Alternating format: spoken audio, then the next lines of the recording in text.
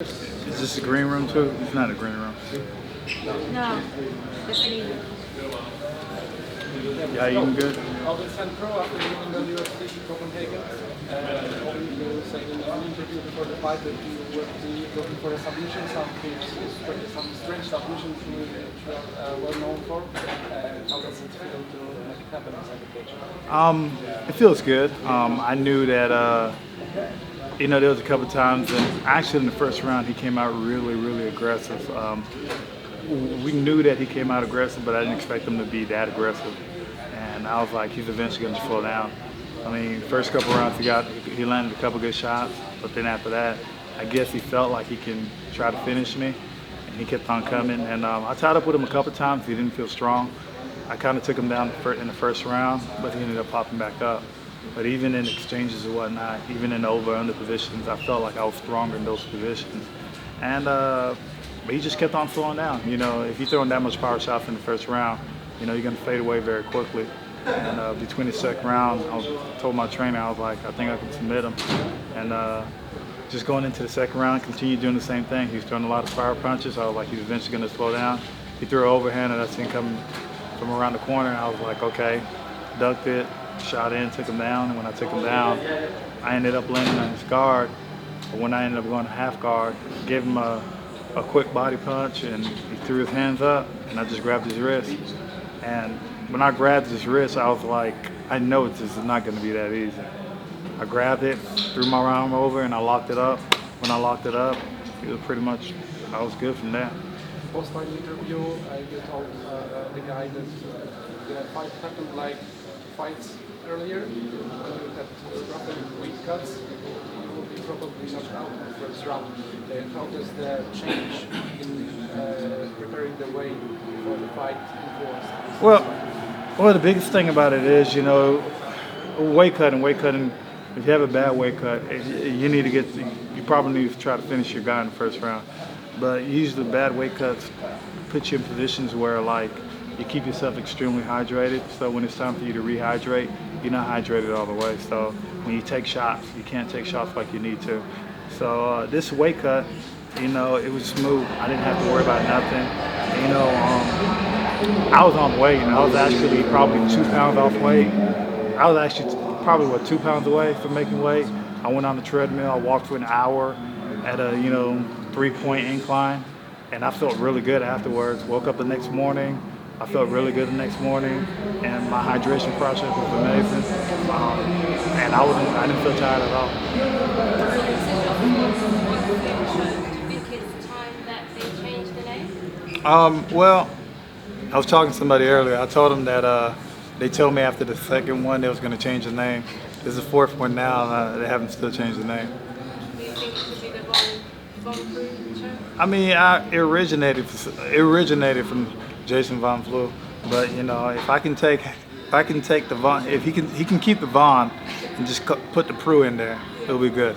So basically, during the fight, we saw you throwing a lot of core punches, liver punches through your torso over there in the first round, and later we saw you like doing yourself some distance by those front kicks that you demonstrated. So was this the answer for those previous liver shots, or was it like just a spontaneous decision to do? Because it's repeated. It was like repeatedly seen, right? Yeah.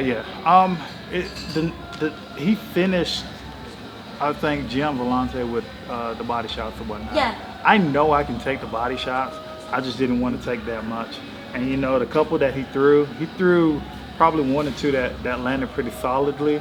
But you know, the thing that we emphasized this whole training camp was to keep my elbow tight. And I think I did a good job during the fight keeping my elbow tight. But I did feel a couple hit my arms. And there was a couple that he ended up throwing where I was like, okay, if you throw one, it's gonna land, but I'm gonna take his power away from his body shot. And I landed a good knee, and I know he felt it too. And there was a couple times I was timing it where he was throwing it, and I threw my front kick at the same time, where my front kick landed before he's there. So, you know, overall I did good. I think my body kicks in the second round slowed him down a bit because I had 2 solid body kicks, and yeah. You're back in the win column now. Obviously, you suffered those last 2 losses. What's next for you? When do you want to get back on? To be honest, just get a little bit of R&R. I was talking to my coach.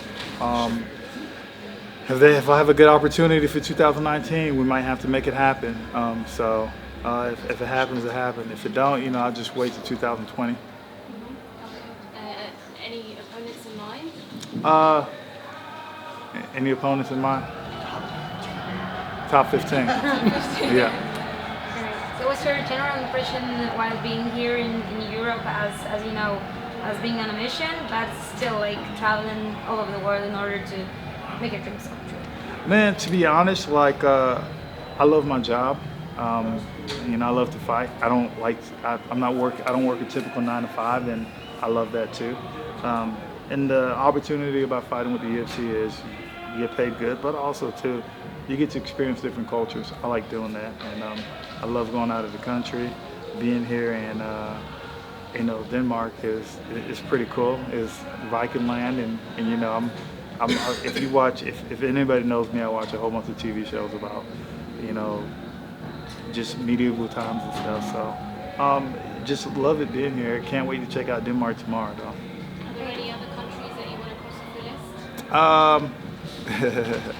Well, we'll be here. I think we'll be in Denmark for about 2 days, and then I heard Germany has Oktoberfest coming around, and I want to check that out.